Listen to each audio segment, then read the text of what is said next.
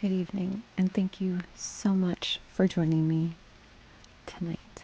I have a very special bedtime story just for you about an old house, a mysterious room, and a secret hiding in the walls. It's called The Yellow Wallpaper by Charlotte Perkins Gilman. I hope you'll get comfortable, get cozy, and unwind with me.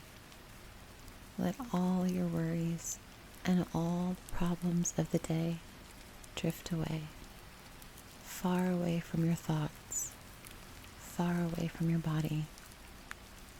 So settle in and let's begin. It is very seldom that mere ordinary people like John and myself secure ancestral halls for the summer.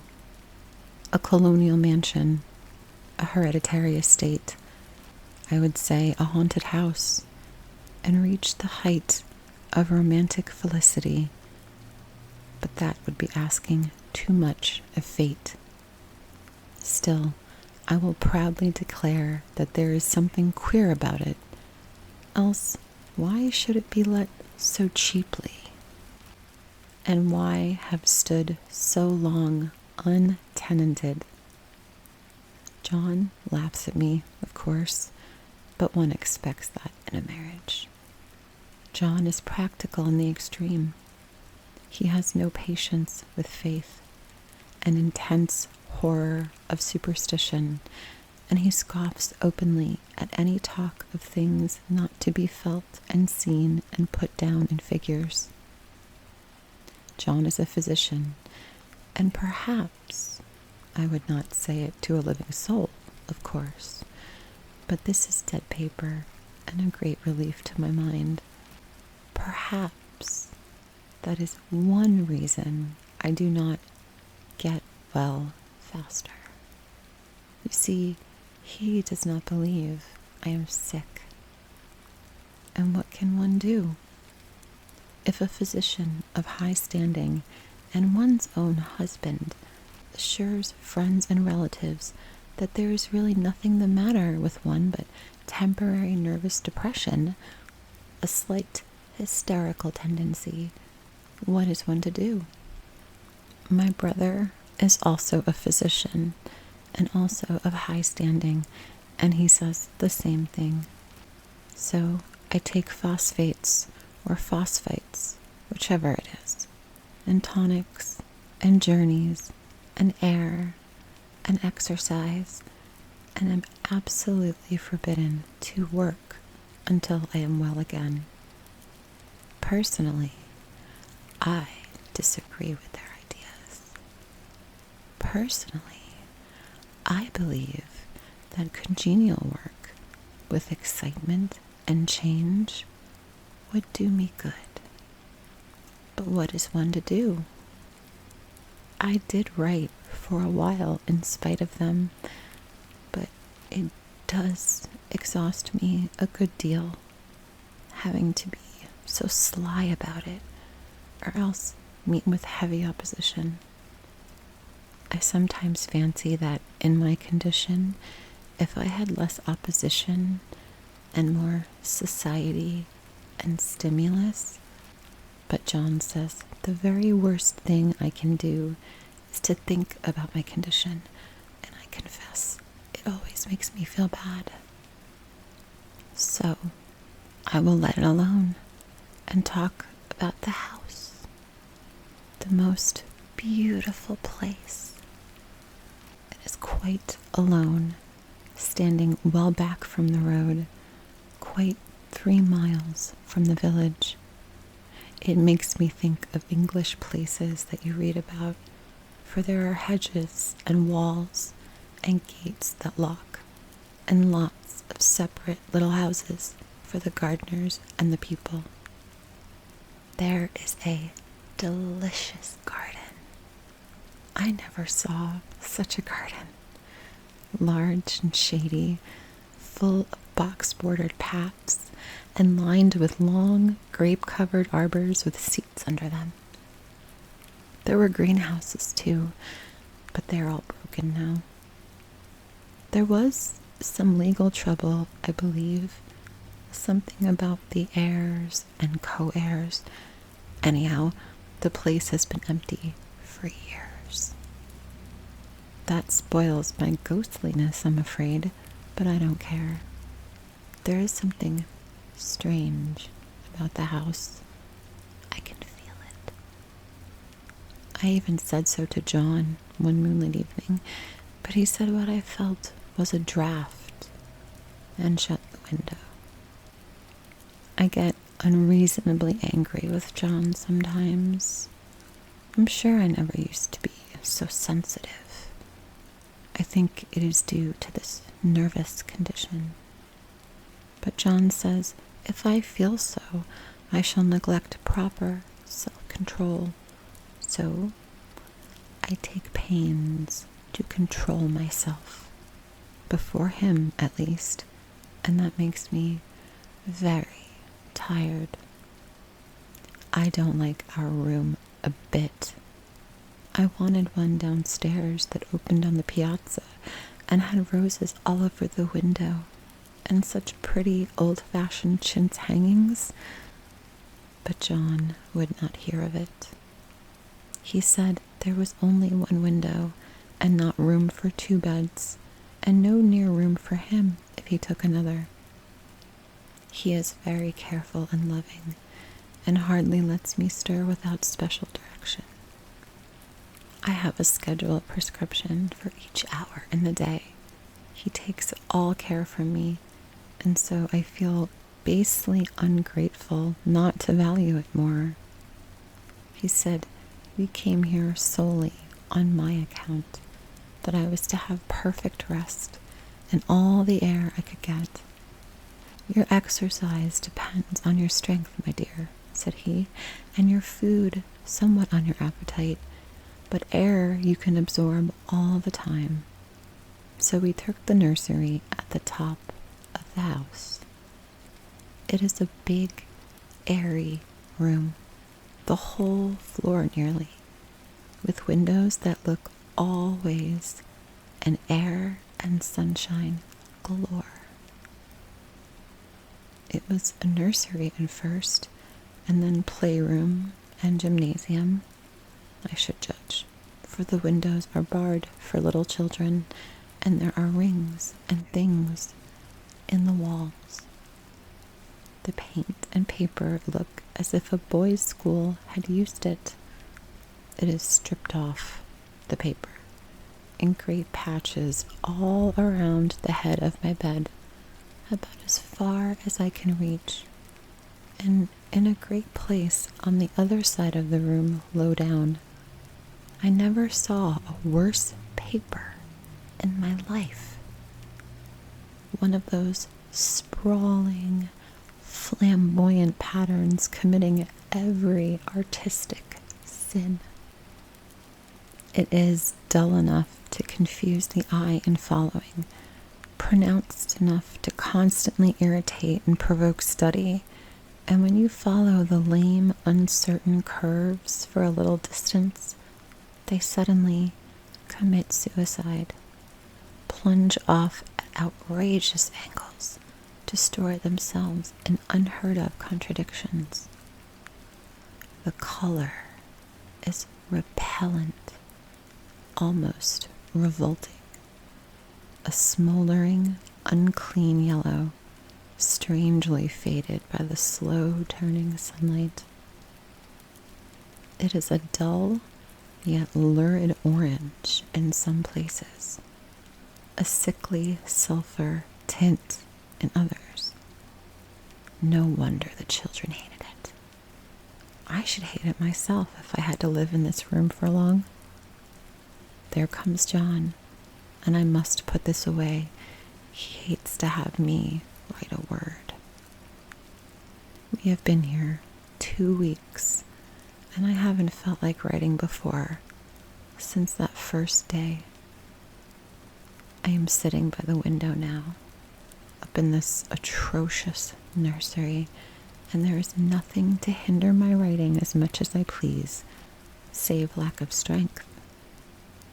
John is away all day, and even some nights when his cases are serious. I am glad my case is not serious. But these nervous troubles are dreadfully depressing. John does not know how much I really suffer. He knows there is no reason to suffer, and that satisfies him. Of course, it is only nervousness. It does weigh on me so not to do my duty in any way. I meant to be such a help to John, such a real rest and comfort, and here I am, a comparative burden already. Nobody would believe what an effort it is to do what little I am able, to dress, entertain, and order things. It is fortunate Mary is so good with the baby. Such a dear baby. And yet, I cannot be with him. It makes me so nervous. I suppose John never was nervous in his life. He laughs at me so about this wallpaper. At first, he meant to repaper the room, but afterwards he said that I was letting it get the better of me, and that nothing was worse for a nervous patient than to give way to such fancies. He said that after the wallpaper was changed, it would be the heavy bedstead, and then the barred windows, and then that gate at the head of the stairs, and so on. You know the place is doing you good, he said. And really, dear, I don't care to renovate the house just for a 3-month rental. Then do let us go downstairs, I said. There are such pretty rooms there. Then he took me in his arms and called me a blessed little goose and said he would go down to the cellar if I wished and have it whitewashed into the bargain. But he is right enough about the beds and windows and things. It is an airy and comfortable room, as anyone need wish, and of course, I would not be so silly as to make him uncomfortable just for a whim. I'm really getting quite fond of the big room, all but that horrid paper. Out of one window, I can see the garden, those mysterious, deep-shaded arbors, the riotous old-fashioned flowers, and bushes and gnarly trees. Out of another, I get a lovely view of the bay and a little private wharf belonging to the estate. There is a beautiful shaded lane that runs down there from the house. I always fancy I see people walking in these numerous paths and arbors. But John has cautioned me not to give way to fancy in the least. He says that with my imaginative power and habit of story making, a nervous weakness like mine is sure to lead to all manner of excited fancies, and that I ought to use my will and good sense to check the tendency. So, I try. I think sometimes that if I were only well enough to write a little, it would relieve the press of ideas and rest me. But I find I get pretty tired when I try. It is so discouraging not to have any advice and companionship about my work. I get really well. John says we will ask Cousin Henry and Julia down for a long visit. But he says he would as soon as put fireworks in my pillowcase as to let me have those stimulating people about now. I wish I could get well faster. But I must not think of that. This paper looks to me as if it knew what a vicious influence it had. There is a recurrent spot where the pattern lolls like a broken neck, and 2 bulbous eyes stare at you upside down. I get positively angry with the impertinence of it and the everlastingness. Up and down and sideways they crawl, and those absurd, unblinking eyes are everywhere. There is one place where 2 breaths didn't match, and the eyes go all up and down the line, one a little higher than the other. I never saw so much expression in an inanimate thing before, and we all know how much expression they have. I used to lie awake as a child and get more entertainment and terror out of blank walls and plain furniture than most children could find in a toy store. I remember what a kindly wink the knobs of our big old bureau used to have, and there was one chair that always seemed like a strong friend. I used to feel that if any of the other things looked too fierce, I could always hop into that chair and be safe. The furniture in this room is no worse than inharmonious. However, for we had to bring it all down from downstairs. I suppose when this was used as a playroom, they had to take the nursery things out, and no wonder. I never saw such ravages as the children have made here. The wallpaper, as I said before, is torn off in spots, and it sticks closer than a brother. They must have had perseverance as well as hatred. Then the floor is scratched and gouged and splintered, and plaster itself is dug out here and there, and this great heavy bed, which is all we have found in the room, looks as if it had been through the wars. But I don't mind a bit. Only the paper. There comes John's sister. Such a dear girl as she is, and so careful of me. I must not let her find me writing. She is a perfect and enthusiastic housekeeper, and hopes for no better profession. I verily believe she thinks it is the writing which made me sick. But I can write when she's out, and see her a long way off from these windows.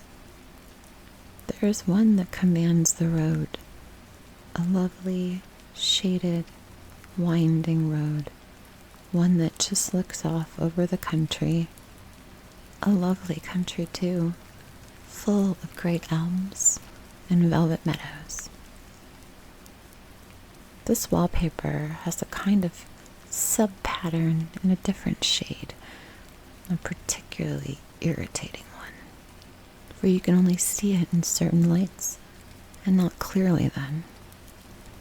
But in the places where it isn't faded, and where the sun is just so, I can see a strange, provoking, formless sort of figure that seems to skulk about behind that silly and conspicuous front design.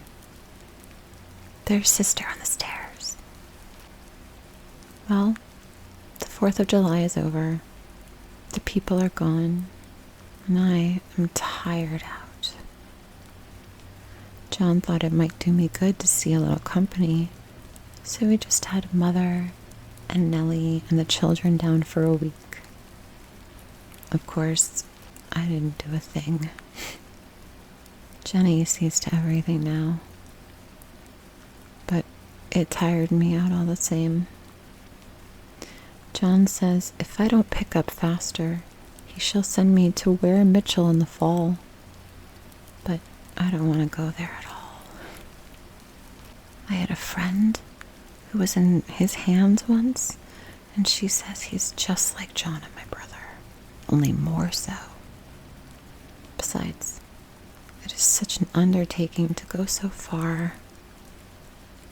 I don't feel as if it was worthwhile to turn my hand over for anything, and I'm getting dreadfully fretful and querulous. I cry at nothing, and cry most of the time. Of course I don't when John is here, or anybody else.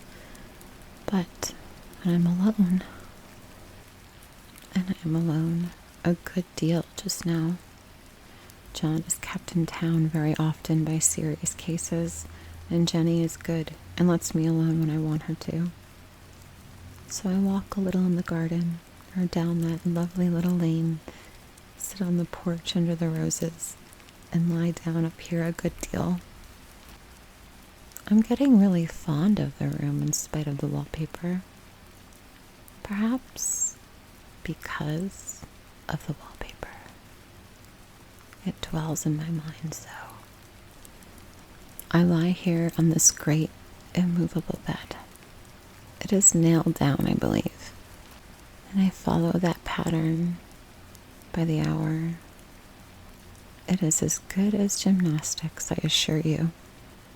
I start, we'll say, at the bottom, down in the corner over there, where it hasn't been touched, and I determine for the 1000th time that I will follow that pointless pattern to some sort of conclusion.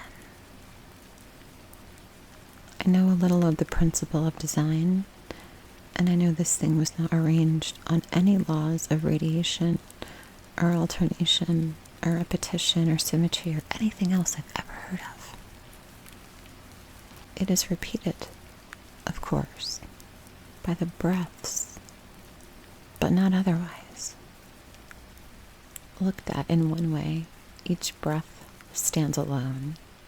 The bloated curves and flourishes, a kind of debased Romanesque with delirium tremens, go waddling up and down in isolated columns of fatuity. But, on the other hand, they connect diagonally, and the sprawling outlines run off in great slanting waves of optic horror like a lot of wallowing seaweeds in full chase. The whole thing goes horizontally, too.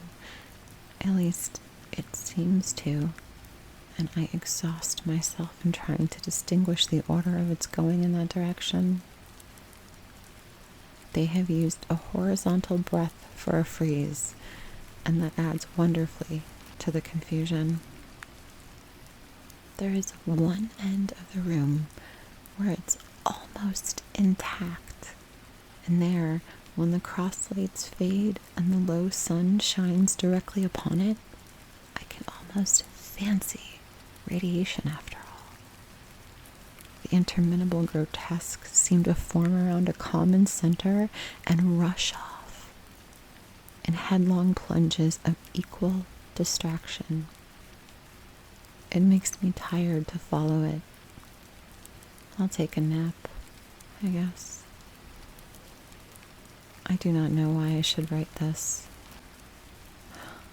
I don't want to. I don't feel able. And I know John would think it is absurd. But I must say what I feel and think in some way. It is such a relief. But the effort is getting to be greater than the relief. Half the time now, I am awfully lazy and lie down ever so much. John says I mustn't lose my strength and has me take cod liver oil and lots of tonics and things, to say nothing of ale and wine and rare meat. Dear John, he loves me very dearly and hates to have me sick.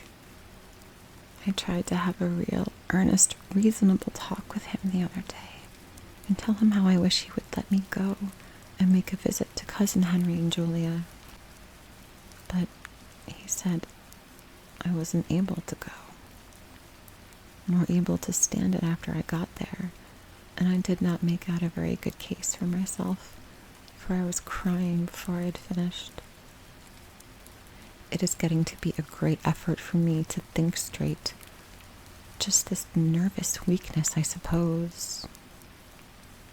And dear John gathered me up in his arms and just carried me upstairs and laid me on the bed and sat by me and read to me until it tired my head. He said I was his darling and his comfort and all he had, and that I must take care of myself for his sake and keep well. He says no one but myself can help me out of it, that I must use my will and self-control and not let any silly fancies run away with me. There is one comfort. The baby is well and happy and does not have to occupy this nursery with the horrid wallpaper. If we had not used it, that blessed child would have. What a fortunate escape. Why, I wouldn't have a child of mine, an impressionable little thing, live in such a room for worlds. I never thought of it before, but it is lucky that John kept me here after all. I can stand it so much easier than a baby, you see. Of course, I never mention it to them anymore. I am too wise. But I keep watch of it all the same. There are things in that paper that nobody knows but me or ever will. Behind that outline pattern, the dim shapes get clearer every day. It is always the same shape, only very numerous. And it's like a woman stooping down and creeping about behind that pattern. I don't like it a bit. I wonder, I begin to think, I wish John would take me away from here. It is so hard to talk with John about my case because he is so wise and because he loves me so. But I tried it last night. It was moonlight. The moon shines in all around just as the sun does. I hate to see it sometimes. It creeps so slowly and always comes in by one window or another. John was asleep, and I hated to wake him, so I kept still, and I watched the moonlight on that undulating wallpaper till I felt creepy. The faint figure behind seemed to shake the pattern, just as if she wanted to get out. I got up softly and went to feel and see if the paper did move. And when I came back, John was awake. "What is it, little girl?" he said. "Don't go walking about like that. You'll get cold." I thought it was a good time to talk, so I told him that I really was not gaining here and that I wished he would just take me away. "Why, darling," said he, "our lease will be up in 3 weeks, and I can't see how to leave before. The repairs are not done at home, and I cannot possibly leave town just now. Of course, if you were in any danger, I could and would. But really, you are better, my dear, whether you see it or not. I am a doctor, dear, and I know. You are gaining flesh and color. Your appetite is better. And I feel really much easier about you." "I don't weigh a bit more," said I, "nor as much, and my appetite may be better in the evening when you're here, but it's worse in the morning when you're away." "Bless her little heart," said he with a big hug. "She shall be as sick as she pleases, but now let's improve the shining hours by going to sleep and talk about it in the morning." "And you won't go away?" I said gloomily. "Why, how can I, dear? It is only 3 weeks more, and then we will take a nice little trip of a few days while Jenny is getting the house ready. Really, dear, you are better." "Better in body, perhaps," I began, and I stopped short, for he sat up straight and looked at me with such a stern, reproachful look that I could not say another word.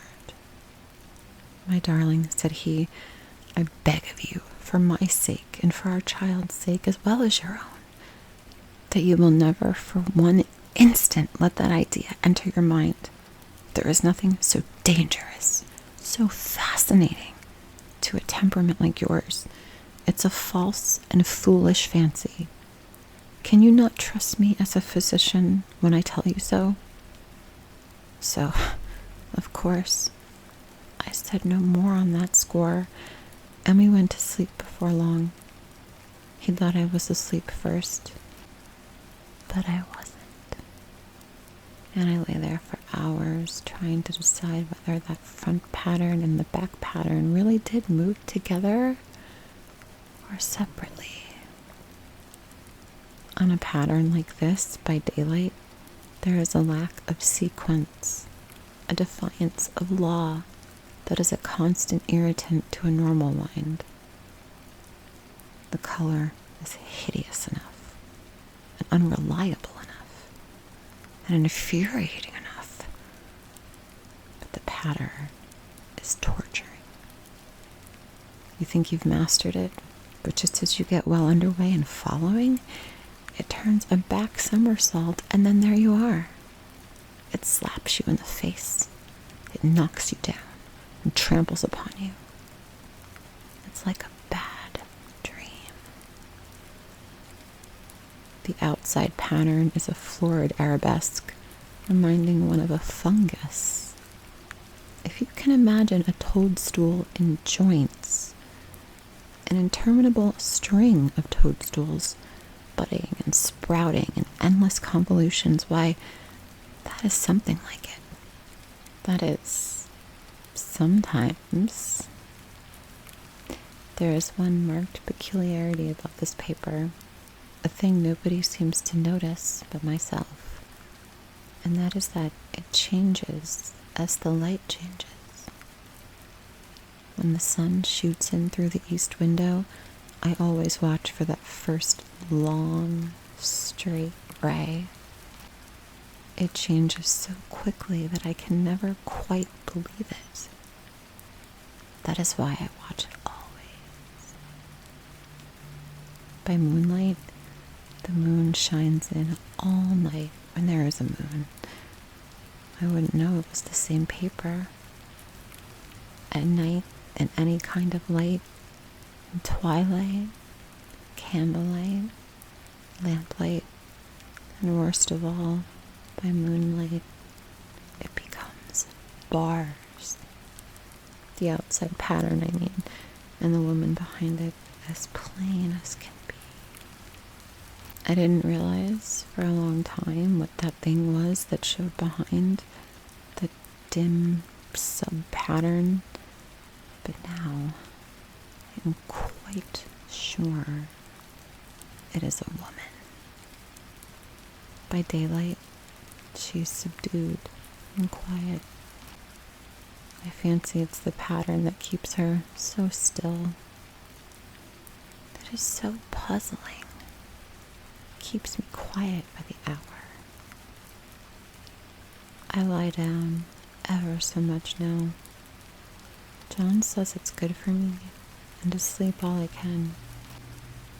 Indeed, he started the habit of having me lie down for an hour after each meal.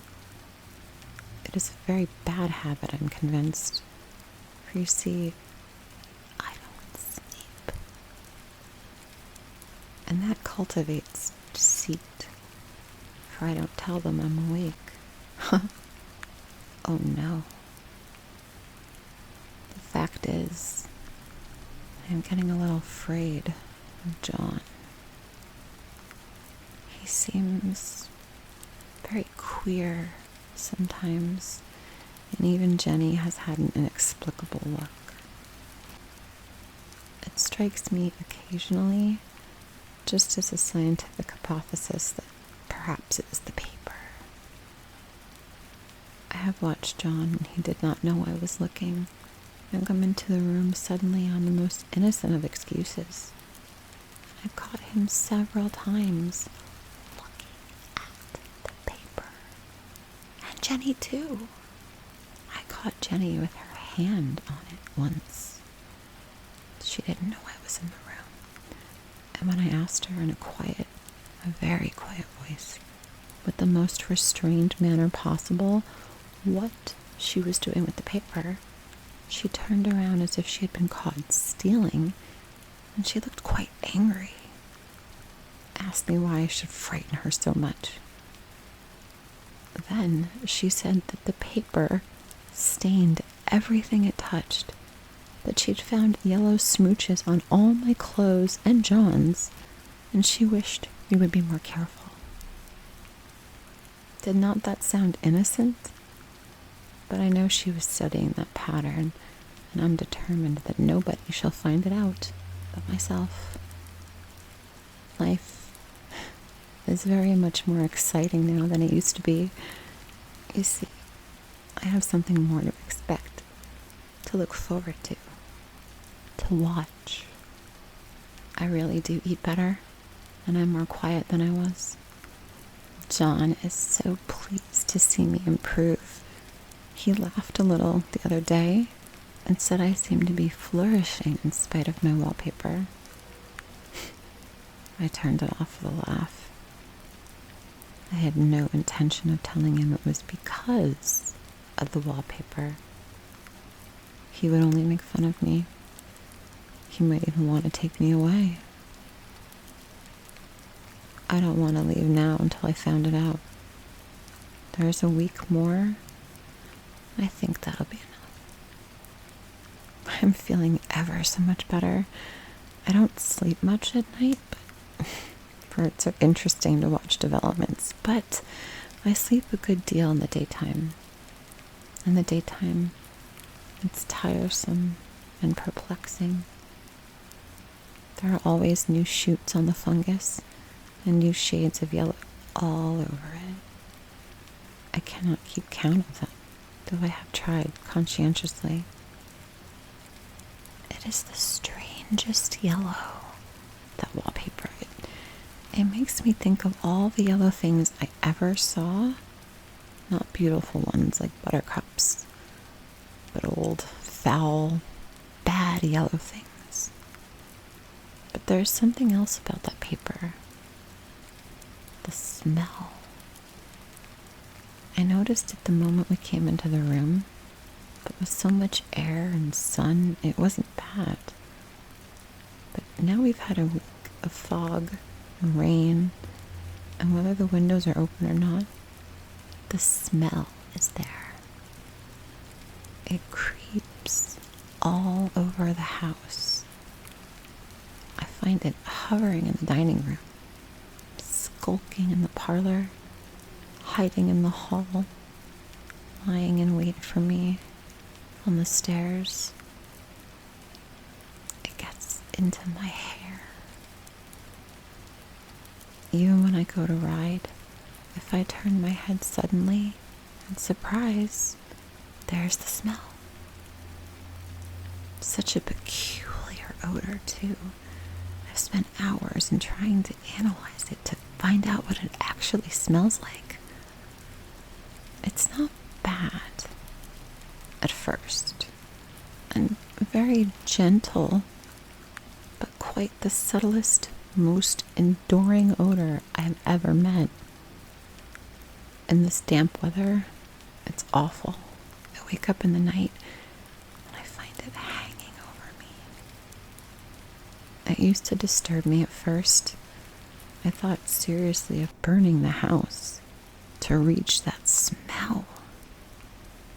But now I'm used to it. The only thing I think of is it's like the color of the paper. A yellow smell. There's a very funny mark on this wall, low down near the mopboard. A streak that runs around the room. It goes behind every piece of furniture except the bed. A long, straight, even smooch, as if it had been rubbed over and over. I wonder how it was done and who did it and what they did it for. Round and round and round. Round and round and round. makes me dizzy. I really have discovered something at last. Through watching so much at night when it changes so, I finally found out the front pattern does move. And no wonder. The woman behind shakes it. Sometimes I think there are a great many women behind, and sometimes only one. And she crawls around fast, and her crawling shakes it all over. Then, in the very bright spots, she keeps still. In the very shady spots, she just takes hold of the bars and shakes them real hard. And she is all the time trying to climb through. But nobody could climb through the pattern. It strangles so. I think that is why it has so many heads. They get through, and then the pattern strangles them off and turns them upside down and makes their eyes go white. If those heads were covered or taken off, it would not be half so bad. I think the woman gets out in the daytime. And I'll tell you why. Privately, I've seen her. I can see her out of every one of my windows. It's the same woman, I know. She's always creeping. And most women don't creep by daylight. I see her on that long road under the trees, creeping along, and when a carriage comes, she hides under the blueberry vines. I don't blame her a bit. It must be very humiliating to be caught creeping by daylight. I always lock the door when I creep by daylight. I can't do it at night, for I know John would suspect something at once. And John is so queer now that I don't want to irritate him. I wish he would take another room. Besides, I don't want anybody to get that woman out at night but myself. I often wonder if I could see her out of all the windows at once. But turn as fast as I can only see out of one at a time. And though I always see her, she may be able to creep faster than I can turn. I've watched her sometimes away off in the open country, creeping as fast as a cloud shadow in a high wind. If only that top pattern could be gotten off from the under one. I mean to try it, little by little. I have found out another funny thing, but I shan't tell it this time. It does not do to trust people too much. There are only 2 more days to get this paper off, and I believe John is beginning to notice. I don't like the look in his eyes. And I heard him ask Jenny a lot of professional questions about me. She had a very good report to give. She said I slept a good deal in the daytime. John knows I don't sleep very well at night, for all I'm so quiet. He asked me all sorts of questions and pretended to be very loving and kind, as if I couldn't see right through him. Still, I don't wonder why he acts so, sleeping under his paper for 3 months. It only interests me, but I feel sure John and Jenny are secretly affected by it too. Hurrah, this is the last day, but it's enough. John is to stay in town overnight and won't be out until this evening. Jenny wanted to sleep with me. The sly thing. But I told her I should undoubtedly rest better for a night all alone. That was clever, for really I wasn't alone a bit. As soon as it was moonlight, and that poor thing began to crawl and shake the pattern, I got up and I ran to help her. I pulled and she shook.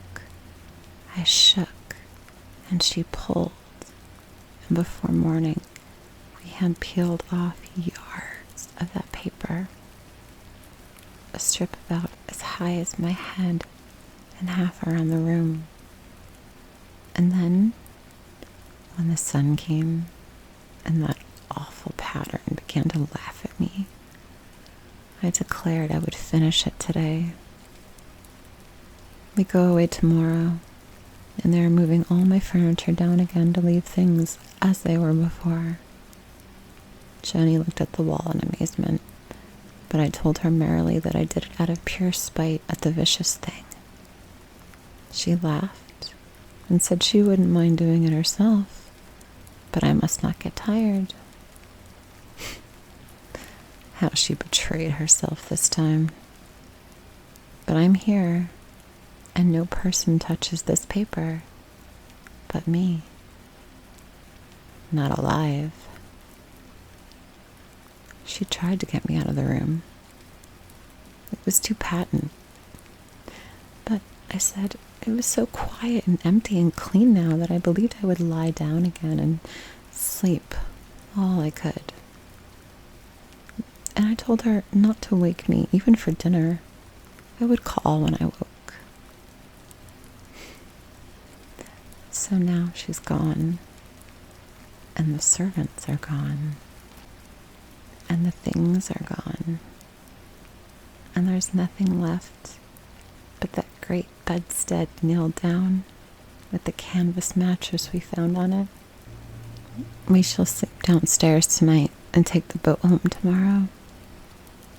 I quite enjoy the room. Now it's bare again. How those children did tear about here. This bedstead is fairly gnawed, but I must get to work. I have locked the door and thrown the key down to the front path. I don't want to go out, and I don't want to have anybody come in till John comes. I want to astonish him. I've got a rope up here that even Jenny did not find. If that woman does get out and tries to get away, I can tie her. But I forgot I could not reach far without anything to stand on. This bed will not move. I tried to lift and push it until I was lame, and then I got so angry, I bit off a little piece at one corner, but it hurt my teeth. Then I peeled off all the paper I could reach standing on the floor. It sticks horribly, and the pattern just enjoys it. All those strangled heads and bulbous eyes and waddling fungus growths just shriek with derision. I am getting angry enough to do something desperate. To jump out of the window would be an admirable exercise, but the bars are too strong even to try. Besides, I wouldn't do it. Of course not. I know well enough that a step like that is improper and might be misconstrued. I don't like to look out of the windows even. There are so many of these creeping women, and they creep so fast. I wonder if they all come out of that wallpaper as I did. But I am securely fastened now by my well-hidden rope. You don't get me out in the road here. I suppose I shall have to get back behind the pattern when it comes night, and that is hard. It is so pleasant to be out in this great room and creep around as I please. I don't want to go outside. I won't, even if Jenny asks me to. For outside, you have to creep on the ground, and everything is green instead of yellow. But here I can creep smoothly on the floor, and my shoulder just fits in that long smooch around the wall, so I cannot lose my way. There's John at the door. It's no use, young man. You can't open it. How he does call and pound. Now he's crying for an axe. It would be a shame to break down that beautiful door. John, dear, I said in the gentlest voice. The key is down by the front steps under a plantain leaf. That silenced him for a few moments. Then he said, very quietly indeed, "Open the door, my darling." "I can't," I said. "The key is down by the front door under a plantain leaf." And then I said it again, several times, very gently, very slowly. And I said it so often that he had to go out and see. And he got it, of course. And then he came in. He stopped short by the door. "What is the matter?" he cried. "For God's sake, what are you doing?" I kept on creeping, just the same. But I looked at him over my shoulder. "I got out at last," I said, "in spite of you and Jane. And I pulled off most of the paper, so you can't put me back. And now, why should that man have fainted? But he did, and right across my path by the wall, so that I had to creep over him every time.